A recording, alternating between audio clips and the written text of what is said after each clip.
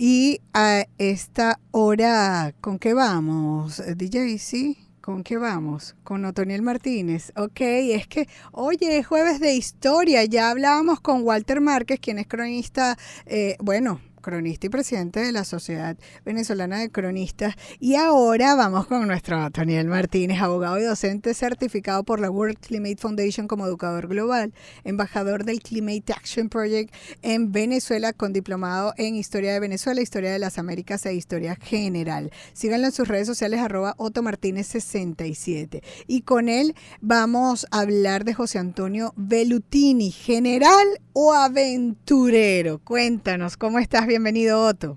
Bien, buenos días. Hola, María Alejandra. Bien, excelente. Bueno, sí, general o aventurero.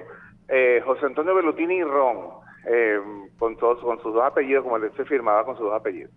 Este es uno de esos personajes, María Alejandra, propios del siglo XIX de Venezuela, con tantos azares y tantas guerras y tantas rivalidades y tantas cosas post-independencia. Esta es la época que se construyó después, ya cuando fuimos república desde 1830. Con tanta inestabilidad, bueno, vinieron muchas personas de Europa, empezó el país, pues hubo una política de apertura para que se radicaran en Venezuela diversas personas, que sobre todo se le daba preferencia a los europeos para venir a trabajar en zonas de desarrollo o de posibles desarrollos agrícolas, porque era una Venezuela eminentemente agrícola, pues estamos hablando de la primera mitad del siglo XIX.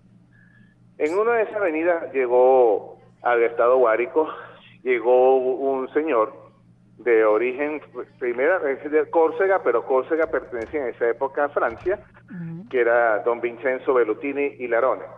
Él llega desde Córcega y y se establece en el Guárico, y del Guárico lo mandaron a una especie de colonia agrícola que se estaba haciendo hacia el sur del estado, limítrofe Yacuanzoate y Chaguaramas, que hoy en día es Sarasa, sí. Y se establece allí.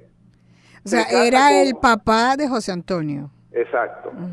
Él era un hombre que venía también tenía un pasado bastante azaroso, bastante turbulento en Europa, metido en los movimientos nacionalistas italianos, que Italia no existía como nación en aquella época, a principios del siglo XIX.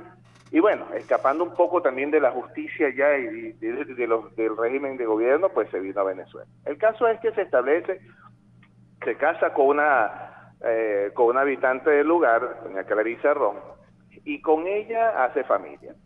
De Sarasa, uno de los centros importantes de desarrollo intelectual de Venezuela era el oriente del país, y en Oriente destacaba Cumaná, por supuesto, preponderantemente, y estaba despuntando mucho Barcelona.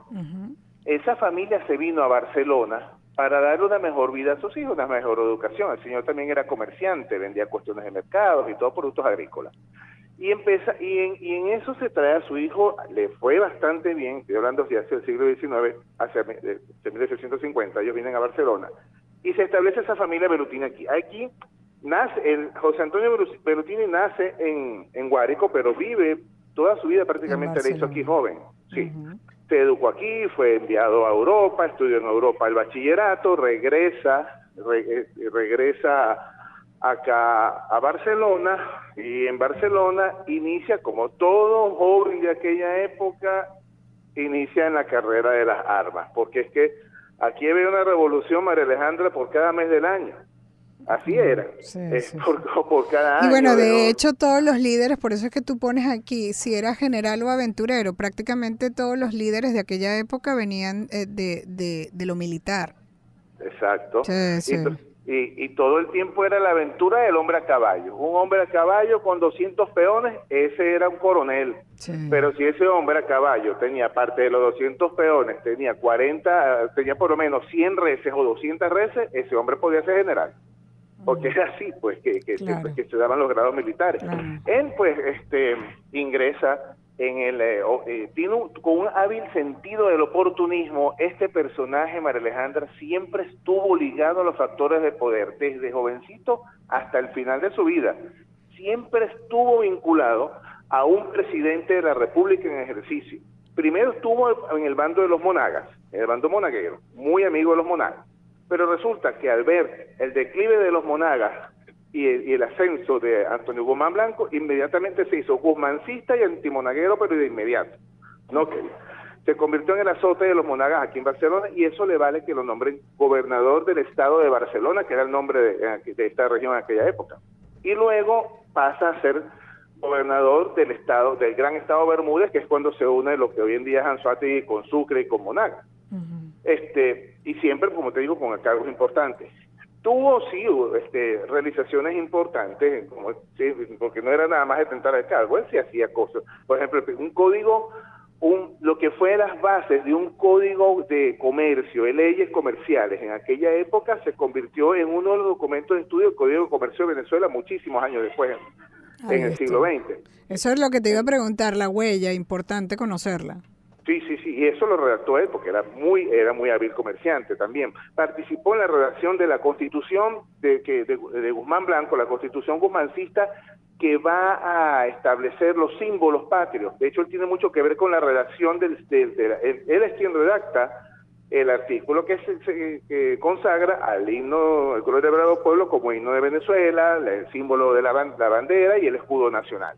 Es quien redacta por primera vez, aparece eso en la Constitución de Venezuela, y es quien lo redacta es él. Imagínate. Y en el decreto de educación e instrucción obligatoria, que también tuvo mucho, que se decretó en 1881 por Antonio Guzmán Blanco, quien elabora el decreto de instrucción pública es él, actuando conjuntamente con Francisco Linares Alcántara.